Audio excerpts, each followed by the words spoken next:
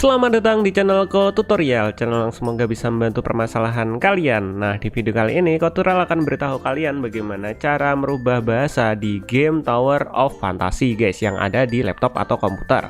Nah, langsung aja yuk ke cara yang pertama. Cara yang pertama, kalian harus buka gamenya atau masuk ke dalam gamenya seperti ini. Nah, di sini Ko Tutorial udah masuk ke dalam gamenya. Setelah itu kalian pilih di bagian keyboard kalian ESC atau Escape. Kalian pilih, nanti bakalan muncul menu seperti ini. Nah, untuk mengubah bahasanya kalian pilih di bagian setting. Setelah itu kalian pilih di bagian language.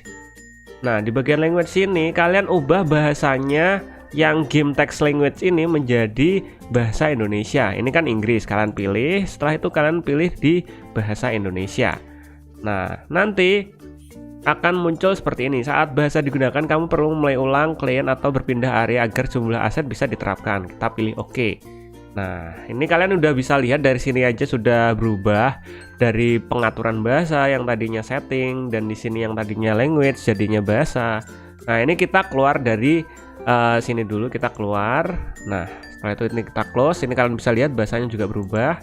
Dan biasanya misi-misinya juga ikutan berubah. Misalnya kita ngobrol sama Sirni.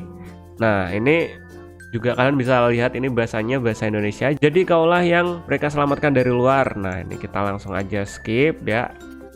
Dan kayak gitu guys, cara merubah bahasa di game Tower of Fantasy. Oh ya, misalnya ada beberapa yang bahasanya masih bahasa Inggris, kalian coba pindah kota ya, atau pindah tempat, nanti bakalan ke reset. Kayak tadi udah ada pemberitahuannya, jadi kalian harus pindah kota gitu guys.